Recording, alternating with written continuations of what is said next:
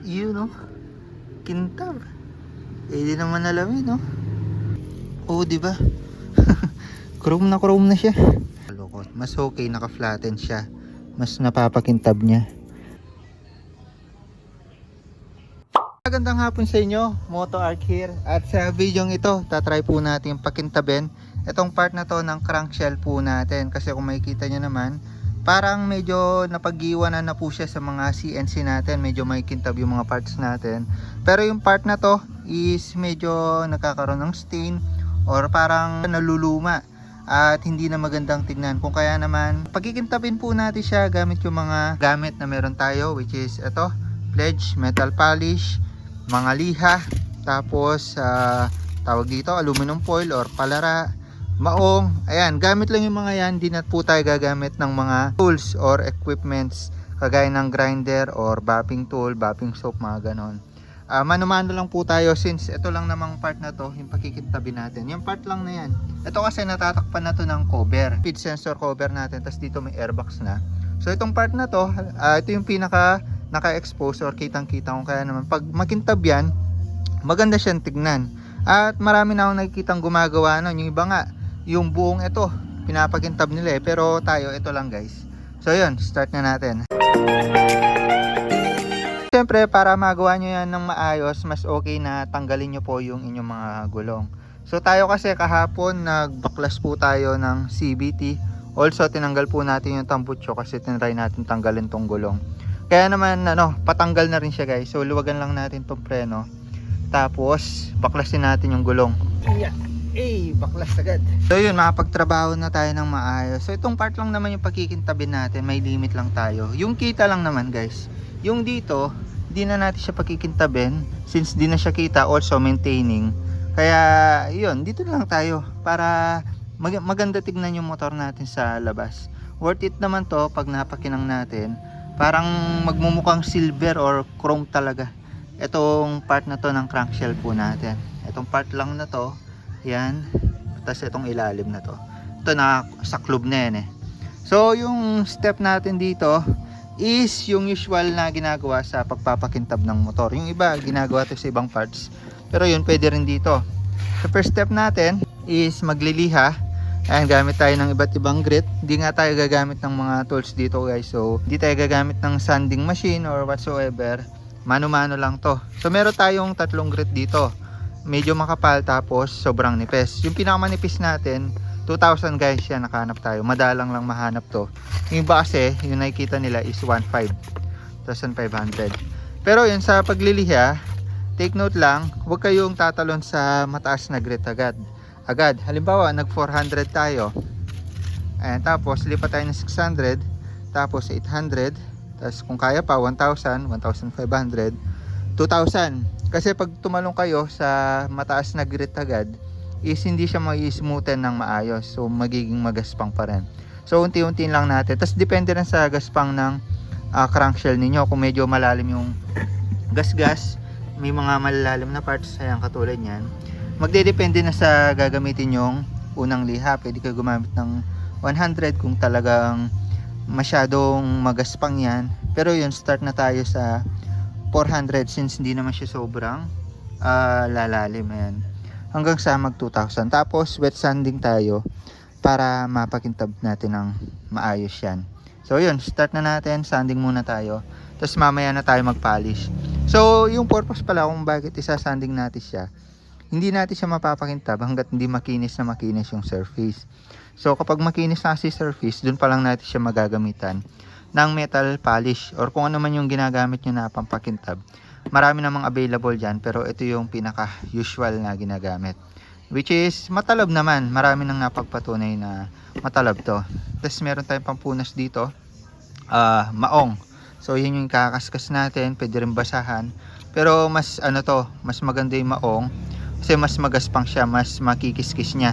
Parang mamamanual bapping natin yung natin, yung crankshell. Tapos ito, parang ito yung pinakahuling pampunas natin kasi hindi ito mag-absorb ng metal polish natin. So yan, aluminum foil or palara kung tawagan ng iba. So yun, start na natin liha, start natin 400. Wet sanding tayo guys. Kung medyo marumi din yung unit natin, pwedeng linisan muna natin kasi may mga alilikabok pa yan. Ayan, linisin muna natin guys. Yun, malinis na. Start ko na siya ng 400 grit. Unahin ko dito.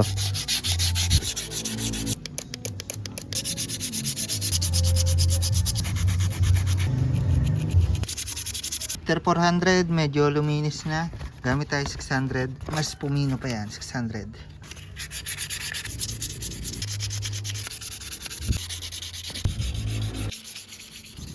Mas pumino na, no? Parang nagkukurum na nga eh. After ng 600 guys, lipat tayo sa 800 grit. Then okay na tayo sa 800. Puproceed sana ako sa 1.5 kasi may 1,000 pa pala tayo. So dito muna tayo sa 1,000.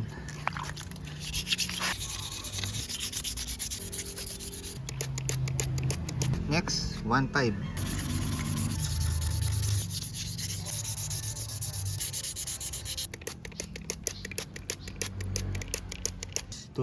So, tignan nyo naman yung kintab niya, no? Ang pino na guys, oh. So, kung kanina, ang gaspang niya, tignan ngayon. Ang layo na yung tsura niya.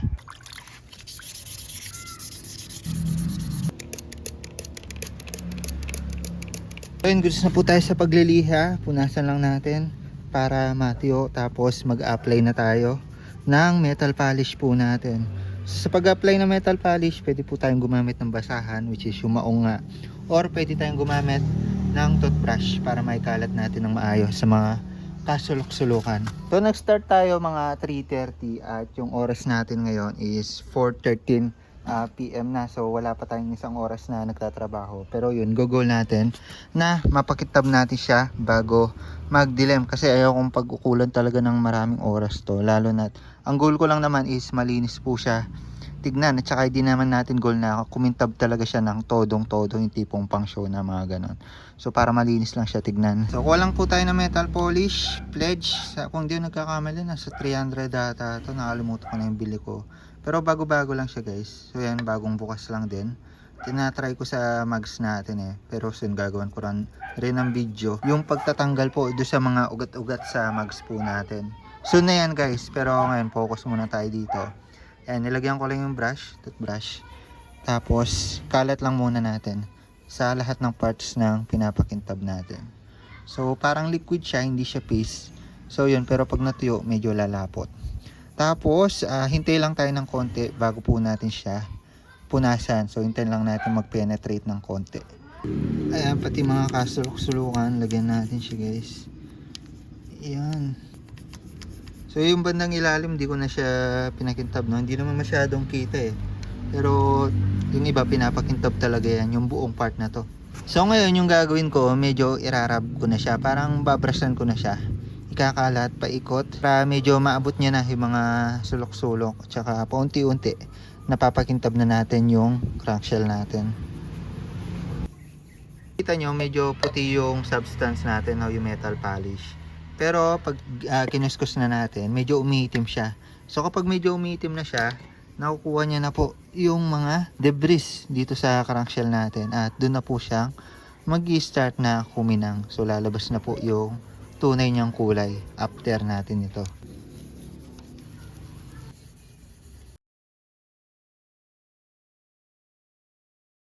Ayan, kung makikita nyo, update natin sa pagbabrush natin, medyo lumalapot na yung yung metal polish natin. Ibig sabihin marami na siyang nakukuha. So magra round 2 pa tayo. After nito pupunasan ko para matanggal yung mga maruming metal polish. Tapos apply tayo ng bago. So yan, gamit lang tayo malinis na basahan. Punas natin guys. So yan, round 1 pa lang yan guys.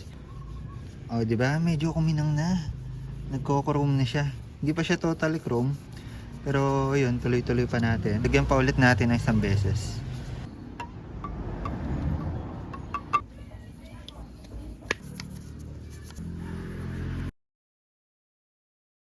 Medyo marumi na ulit. Kuskus ulit tayo. Yun, mas kuminang pa. So after ng pangatlong kuskus natin ng brush, gagamitan naman po natin siya ng basahan. So yung goal muna natin, matanggal yung mga dumi-dumi, mga itim-itim, ayan, tulad niyan. Yun,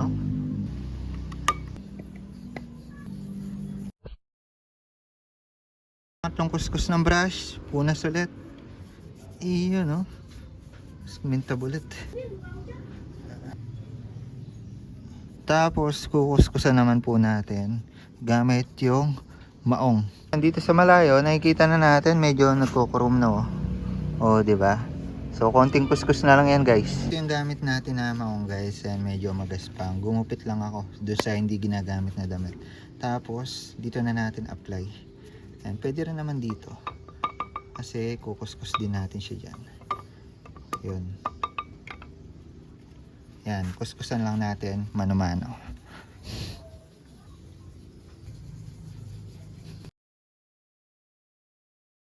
Eh, kintab na, oh. Ayan, oh, ngayon na lumito yung pagkakaroon niya, guys. Ayan, nakakuskus na, di ba?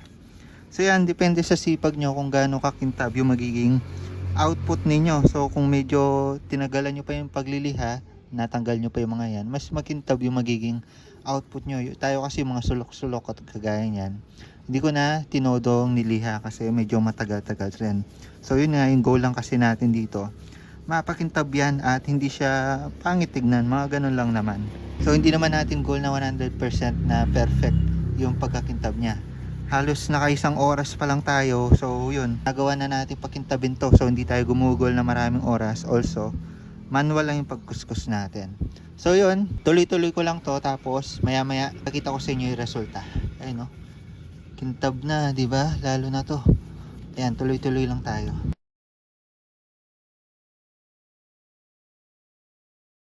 So yung tips lang natin kapag nagpupunas na tayo, ayan, dahil umiitim siya, lilipat ako sa part na malinis. Kasi ito, pag pinampunas mo ulit, babalik lang ulit yung dumi-dumi. Ayan, nakarami na ako, halos mapuno na nga ito, eh. So yun, lipat naman tayo dito. Ayan, medyo malinis. Na-applyan ko lang ulit. Tapos kuskusan lang natin ng paikot, or basta i-rub lang natin ng medyo, lagyan natin ng pressure. So yan, okay na ako dito. Ayan, alam kong may ikikintab pa yan, guys. Halos isang oras pa lang tayo may git, eh. Time check ako, 4:41 PM na, nag-start tayo 3:30. So naka isang oras tsaka 10 minuto pa lang tayo. So in case man gusto nyo gawin to, ayan, binigyan ko na kayo ng idea. Sa isang oras kalahati siguro, kaya nyo nang pakintabin itong part na to ng inyong mga motor. So from alloy metal look na medyo maraming stain, magiging ganyan na siya, guys. Ayan, oh. Eh, kintab. Eh, ayun, oh. Kitang-kita yung reflection ng mga bolts, eh. Di ba? Pati yan, oh. Yun, oh. Kintab. Eh, di naman alamin, oh. Pati dito, lalong-lalo na dyan. So, yung last step natin, bababaran muna natin siya. Last step. Di ko alam kung necessary ito kasi ginagawa rin na marami. Pupunasan nila ng palara or aluminum foil dun sa last part nila para mas kumintab. Di ko alam kung necessary ba talaga yun, pero try na lang natin, di ba? So yun, apply lang ulit tayo nito. Tapos kuskusin natin ang brush, kalat lang natin. Tapos patuyuin natin ng konti. So habang pinapatuyo, babalik ko yung mags ko, yung gulong. Tapos try kong i-fit in yung cover dito, yung sensor cover natin. So apply lang tayo nito. So yan, tapos kalat lang natin gamit yung brush para mag-penetrate. So hindi na natin siya kukuskusin. Kalat lang natin. Eh, kintab na, guys. Kung mas masipag kayo, mas makintab pa yung magagawa ninyo. Tsaka kung mas maraming oras yung ilalaan ninyo. Pero tayo, konti pa lang, pero kaya na. Konting oras pa lang, pero napakintab na natin. And about sa metal polish, di naman siya magastos. Marami pa siyang laman, eh. Konti lang yung nagastos natin. Mga ilang takip lang, ilang patak lang, eh. Hindi naman siya sobrang gasto. So marami na rin kayo mapaggagamitan yan. So yan, babad lang natin. Kabit natin yung gulong natin. Tapos gamit tayo nito pang punas, pang final finish natin. So yun, namakap na natin yung sensor cover natin. Hindi ko lang masagad kasi actually hindi pa tuyo yan. Tapos nalagay na natin yung gulong. Ngayon medyo napatuyo na natin ng konti. Ngayon nag-search ako sa Google kung bakit ginagamit to. Kasi kala ko eme-eme lang. Yun pala, non-abrasive to, tsaka mas softer siya. Kaya naman pag nirab natin siya dito, kikintab yung chrome natin tapos wala siyang may iwan na mga scratches or mga parang mga marks. Kung kaya naman yun yung pinaka final touch ng iba, aluminum foil. So ngayon gets ko na, ngayon ko pa lang siya na gets, no. So ayan, punasan lang natin siya gamit to. Ayan, punit lang tayo ng konti tapos pwede naman natin siyang lukutin. Ayun nga, no, medyo malambot nga siya. So yun, hindi nga siya magpo-form ng scratches dito. So yun, try natin. Unahin natin dito sa taas. Ang itim nang nakuha. Alright, tas punas. Tapos kuskus ulit nito. Ang itim pa guys. Parang mas maitim. Kung kaya naman yung iba, binababad nga talaga, no. Halatang first time kong gumawa nito no. So yun, buti naman. Maganda naman yung kinalabasan natin. Nakatama naman pala yung mga procedure na ginawa natin. Nag-research muna kasi ako bago ko gawin to. Ayun, pag marumi na, gamit tayo ng iba. Or pwede pa yung likod. Pwede pa siguro to. Ayan, kuha pa tayo dahil marumi na yung nauna. Ayan, lukutin natin syempre. Yun pala yun. Kaya pala gumagamit ito. Alam ko eme-eme lang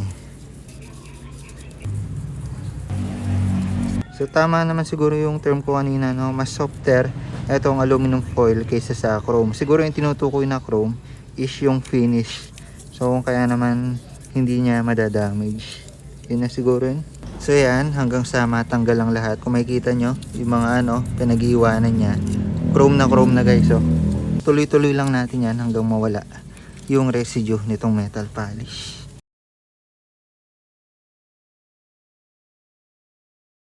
Grabe, kintab na nung dito. Salamin na mas kumintab pa siya compared kanina. So effective nga talaga to. Ayos Oo, di ba? Chrome na siya.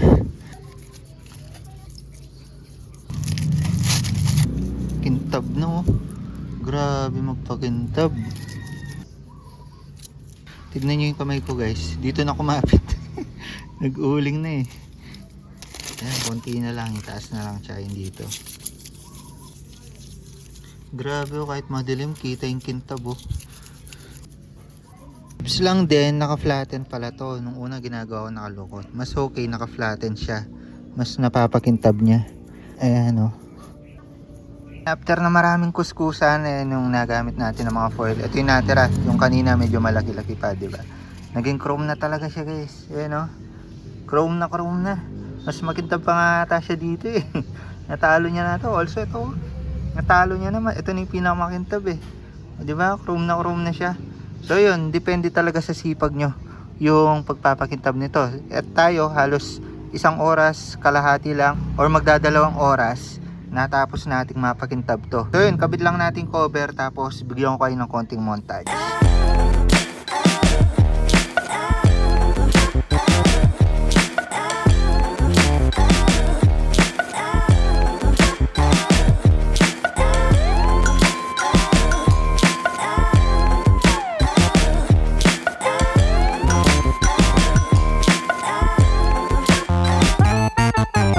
So yan, sa halos 2 hours lang na pagkukuskus natin, yan na yung naging output natin. Kaya pa po yan mapakintab, depende nga po sa sipag po ninyo. So pwede nyo rin pakintabin yung mga ibang parts ng inyong mga motor na metal alloy. Katulad na lang yan. Pero yung sa atin, linis na lang yung gagawin natin. Ito lang naman yung naka-expose talaga. Ito kasi may airbox po yan, hindi ko lang nalalagay kasi naka-carbon guys. So yun, about naman sa kung tatagal ba ito or kung paano ito maintain, gagawin ko na lang po ng bukod na video at pwede rin po kayo mag-comment sa kung ano yung ginagawa nyo para ma-maintain yung ganitong chrome ng inyong mga motor.